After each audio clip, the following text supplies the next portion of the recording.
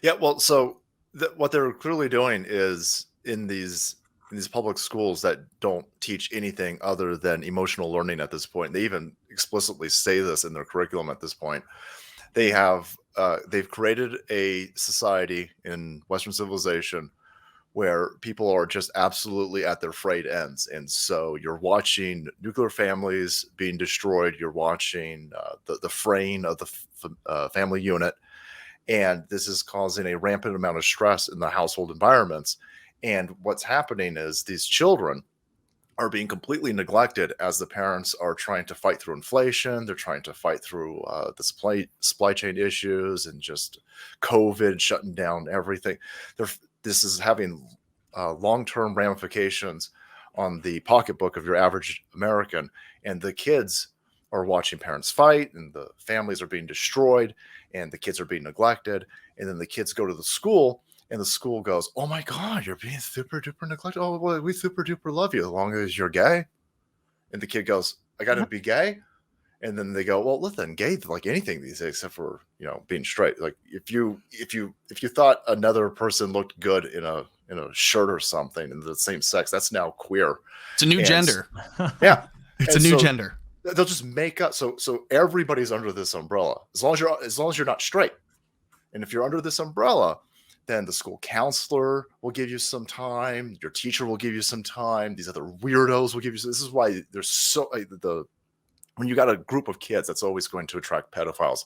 But the amount of pedophiles is going to go way through the roof because they don't even have to pretend that they're teaching math or language or English or any of this type of stuff. And so they're just bombarding all of these kids. Well, we'll give you some attention as long as you're not straight.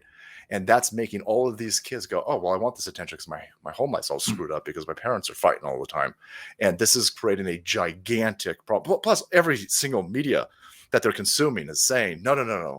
Being any of this LGBTQ or STUV stuff is stunning and brave.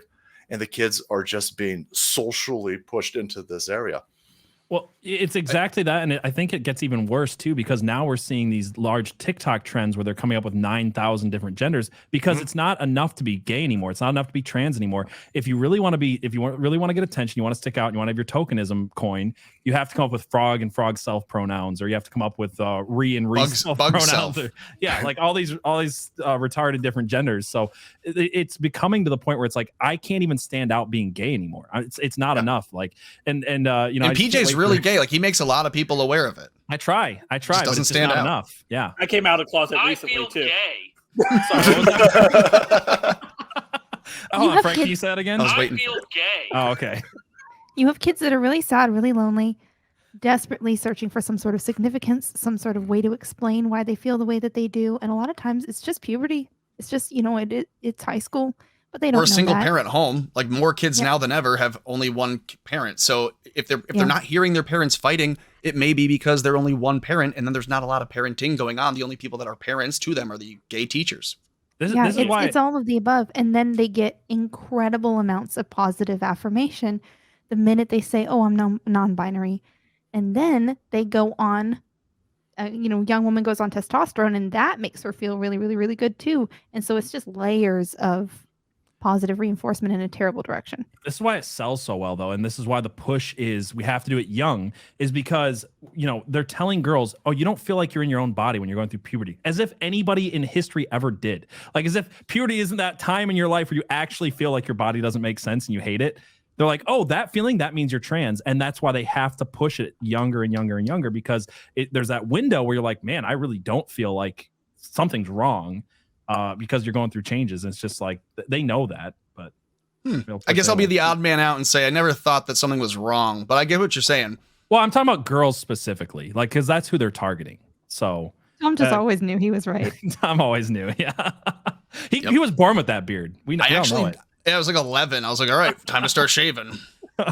You went through puberty at 5. So like, that's you're just offset on this whole thing. Sixth grade. Yeah.